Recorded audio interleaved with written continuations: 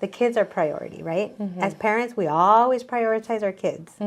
We do whatever we can for the kids, but we don't do it for ourselves. So if there's a parent listening, I would tell the parent, like, you do matter.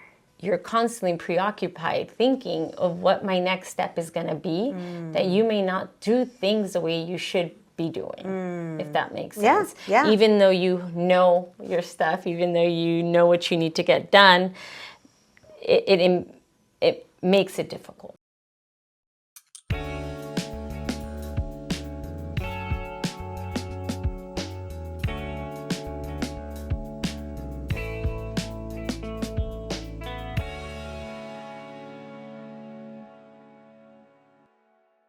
Welcome, Linwood Unified School District families, to Beyond the Classroom. We're very grateful that you were able to join us today as we kick off Mental Health Awareness Month. So May is Mental Health Awareness Month, and we wanted to make sure that we talk about a very important topic.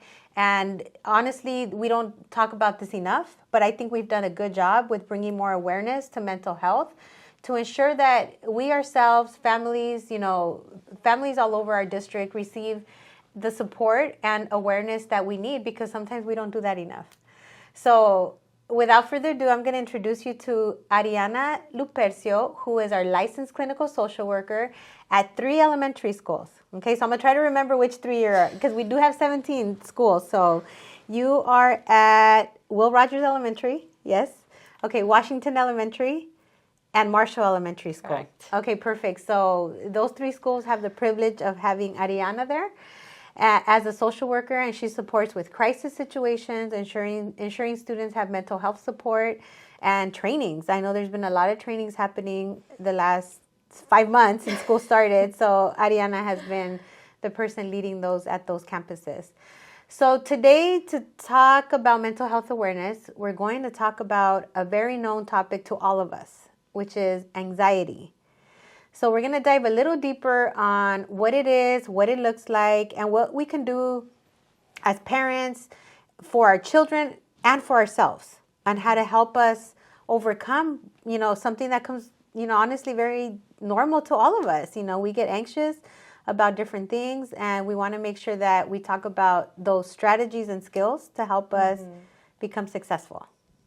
Okay, so let's get started. Let's talk about what anxiety is and what it looks like. Okay, so anxiety is a constant worry, a feeling of constantly being worried and anxious, a feeling of nervousness, okay?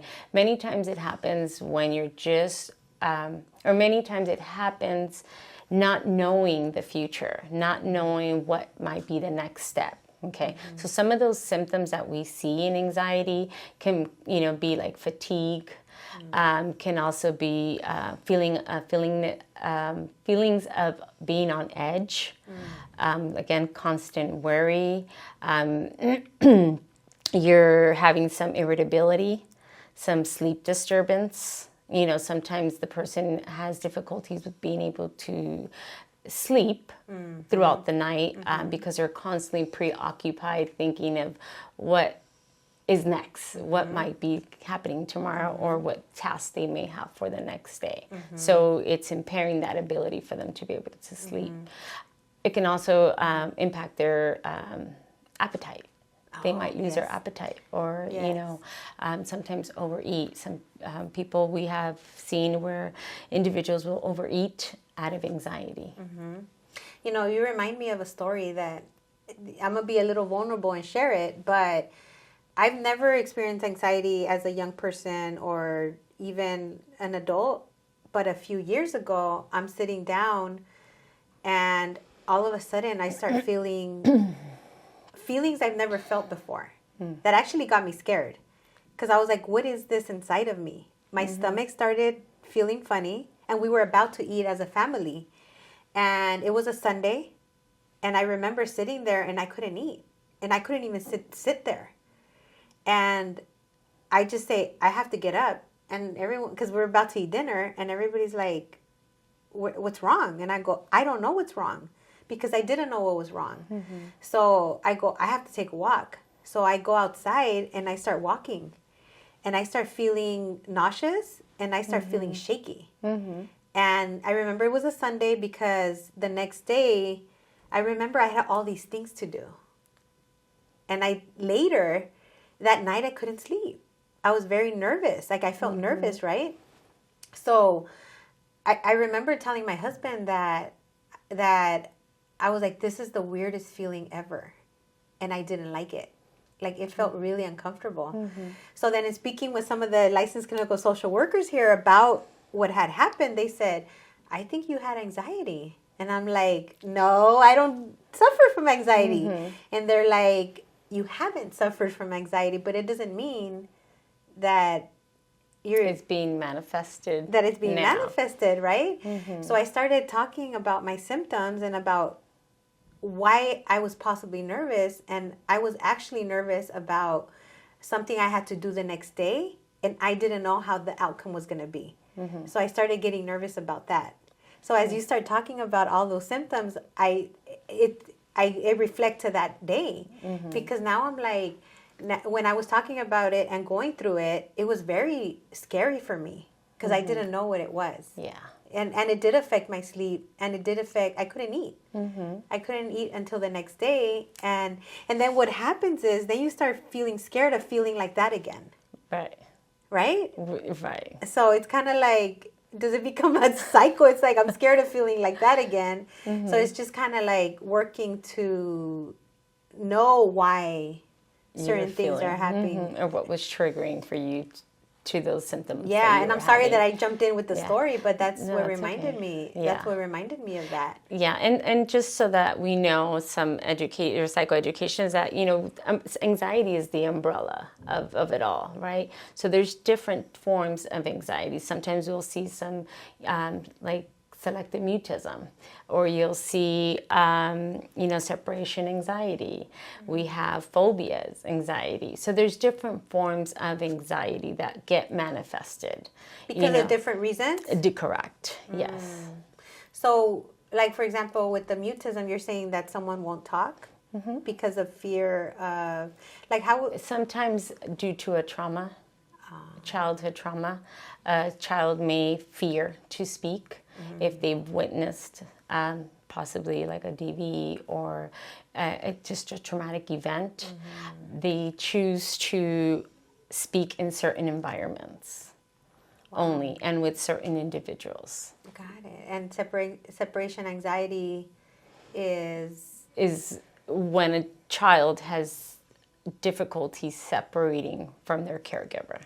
Or the caregiver from the child. Now we're starting to see a lot of that due to the pandemic. Wow. Yeah. So a lot of the children that were born during the pandemic and who are now entering, our school system, they are having those difficulties. They're very clingy behaviors.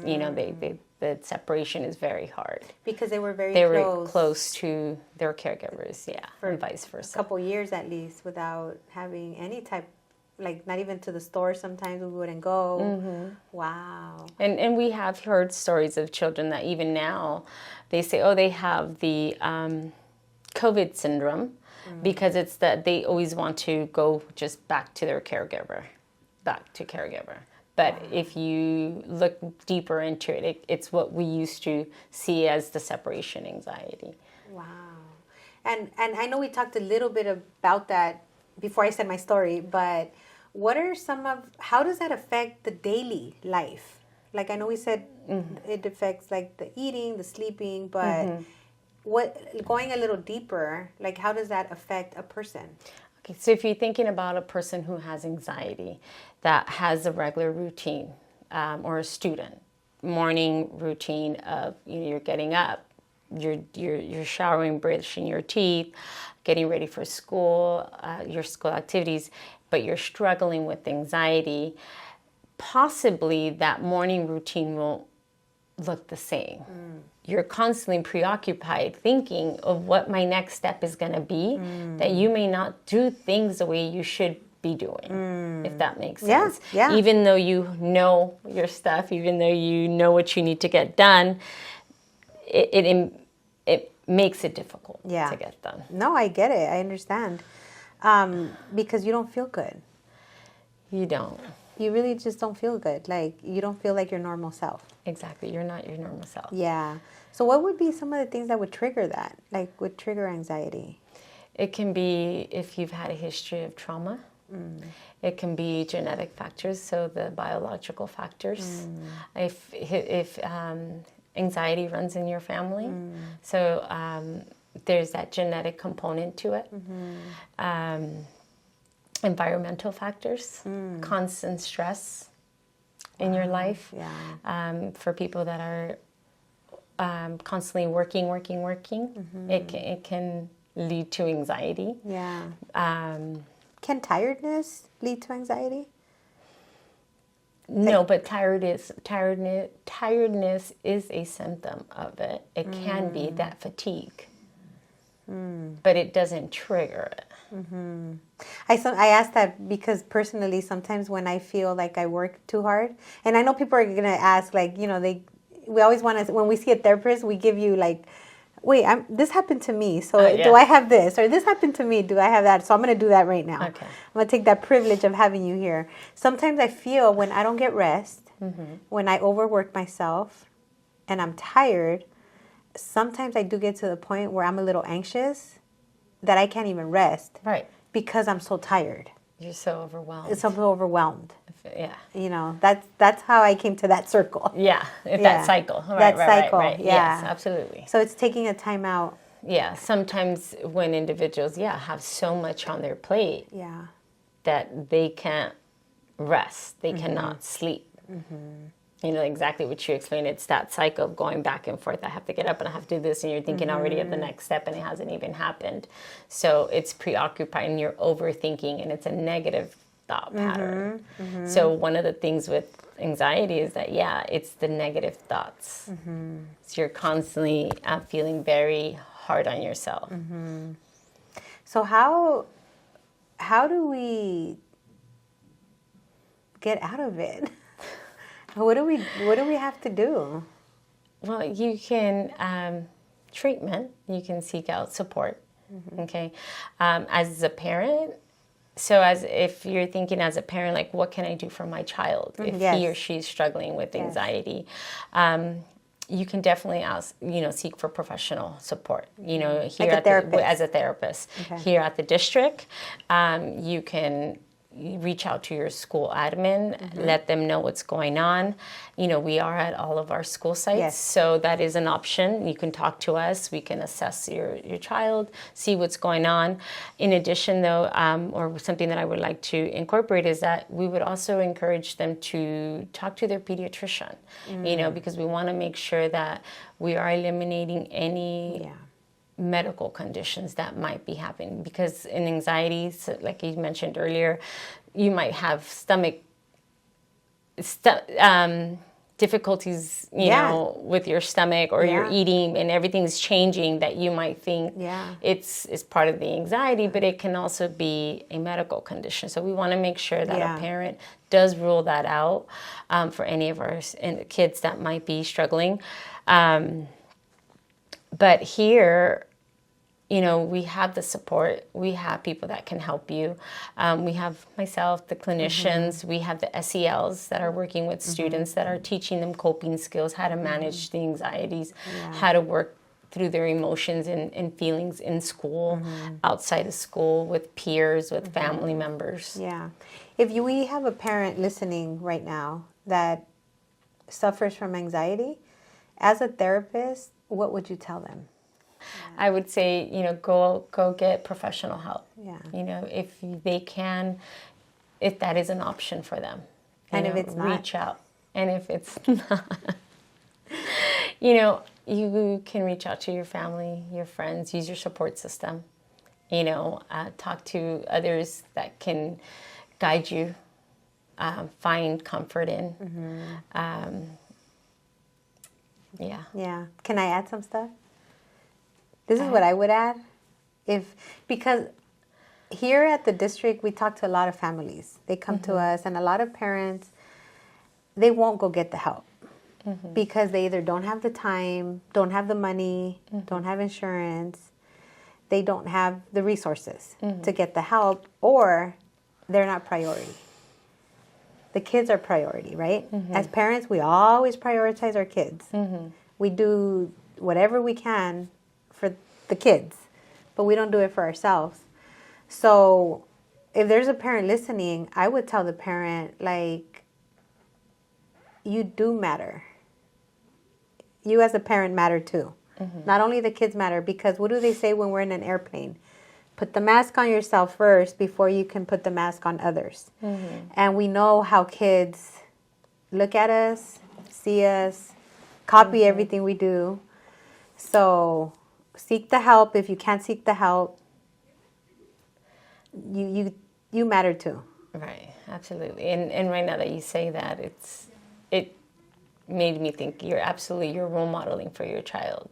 So if you are seeking that help for yourself, you're showing your children that your mental well-being is important. Absolutely. That you need to regulate that for yourself to be able to be that effective parent with your child. Yeah. As my kids start getting older, like I have a 18, going on 18 and going on 21. And I'm able to have more of an adult conversation with the 21-year-old. The 17, 18, she probably won't see this, so I can say that, she's still developing, she's still growing, she's still learning. And so is the other one, but you really see the dynamics, how they change as they get older. And he's very honest with, Mom, we don't do what you say. We do what you do. And it's shocking hearing it from your kids, because we think that as they're little, getting older, like, oh, they're going to listen to what we say. And it does happen. They do listen, but there comes a point they stop listening. Yeah. They start doing what we do. Yeah. And my son just told me the other day, like, it does, like, yeah, you tell me to do this and you tell me to do that. Like, for example, when we were talking about our health, like, we need to start working out. We need to start, which we have been, because he actually has motivated me. Good. And I started thinking back on, like, when I would tell him, like, hey, you need to work out. He's like, you don't do it. That kind of thing. And it's true. It's like, how do we help our kids if we don't help ourselves? Right.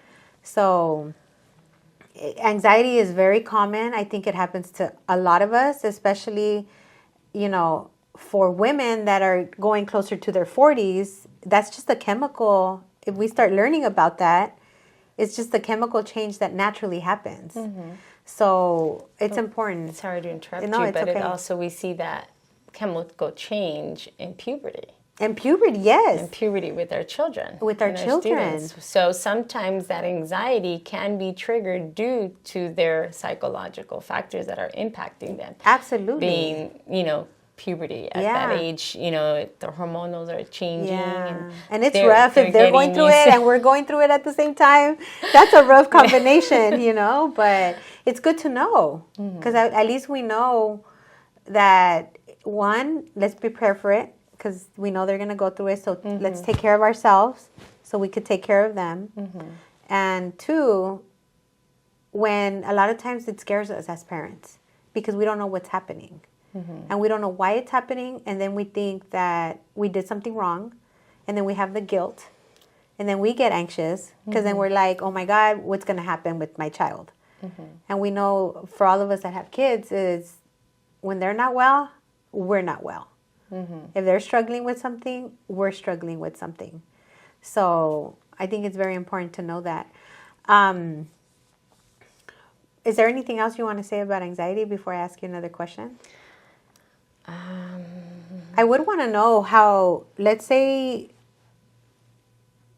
a person in the family suffers from anxiety, but not everyone. How does that affect the family dynamic? It affects the family because everyone, it can create where everyone is on edge to that. Did I say that already? Yeah. No. Okay. No. So it causes everyone else to worry. Yeah. If this person is not responding right. Yeah. In a way. And especially if they're not getting treatment. And if they're not in treatment. Yeah. So let's talk about Proceed. treatment. Let's talk about treatment. Let's talk about strategies to help someone cope. Okay. As a therapist, you work with a lot of people that do suffer from anxiety, and you give them tips on things that they can do when they're having an episode. Let's say an anxiety episode or even a panic attack, because I know that's another topic, but it's close to that, right? Like correct. it's all kind of in the same area. So let's say someone is going through a feeling of anxiousness. What would be some of the things that you would tell them? Okay, start by doing this. This is like not talk to your therapist. Let's say they're not available. Like, what would you tell them to do? Well, because I'm at the elementary school level, the first thing I do is the self-regulating of their breathing. The breathing. The breathing, Okay. yeah, Breathing. the deep breathing. Okay. Because it is very important that many times when we're having feelings of anxiety, is the lack of oxygen that's going to our brain. So we're hyperventilating, and we're, our breathing patterns change. Yeah. So I would definitely start off by just saying, let's focus and grounding them by breathing. Let's get like some breathing techniques going on. Deep breaths. Is there a particular way or just regular breathing? With kids, we do the 5, the up, breathe in. So what is that? Inhale. And that would be good to show the families, because if they want to help their child, that's a good technique. So what would they put their hand up? Hand up. Hand up. You breathe in and breathe out through your mouth. Breathe in and breathe out. But this is good for adults too. Yes, It absolutely. keeps us focused. Yes, I do it sometimes. Good. When I have to. I'm going to be doing, if you see me doing this, you know why. That's good. Okay. So the hand, you breathe. The breathing. Okay. Yes. What's So another breathing. tip that you Something give else them? that they can do is something that they enjoy. Something that's going to change that thought of where they were at. So focus on something positive that they enjoy to do. So many times if with kids that are having anxiety about test taking, we're going to break it down. Like, how can we get into this place if you're going to be in class, imagining yourself in that place, making it comfortable for you, adjusting the room, what is the lighting going to be like, making it real for them. Okay. So what should parents look for if they suspect that their child might be suffering from anxiety? I would say talk to your child. Okay, so talk to your child. Ask them, how their day was. Be very engaged with her. I think depending on where the child's at, if you start to build that relationship with them from a very young age, it becomes a norm for them. It's normal for mom and dad or caregivers to say, how was your day? How did we start our day? How did we end our day? And hearing them to see what it's really like. So when that changes, then we're able to see that there's something that we should be alarmed about. Okay, but if that consistency continues with our child, then everything is expected to be going well. Right. And also I have to add that as a parent that's guilty of this, it's also going into it without judgment. And I know it comes back with everything you said, listening, letting them talk, because I think a lot of parents were guilty of saying, like, don't feel that way. You don't have to feel that way. It's a phase. Why are you feeling that way? It's only a phase. You'll get over it. And I'm guilty of it, so I've had to learn how to say, like, I'm sorry you feel that way. Let me know how I can help you. Or I'm here for you. I'm not used to that. I'm not used to those types of sentences. But we're not in the same time like when we grew up. Where it's like, do what I say just because I'm telling you to. I said so, right? So I think that's really important to remember as a parent of being present without the comments that are not necessary. They're not necessary because they're harmful a lot of the times. It makes them feel bad. And sometimes it can be about what we're feeling.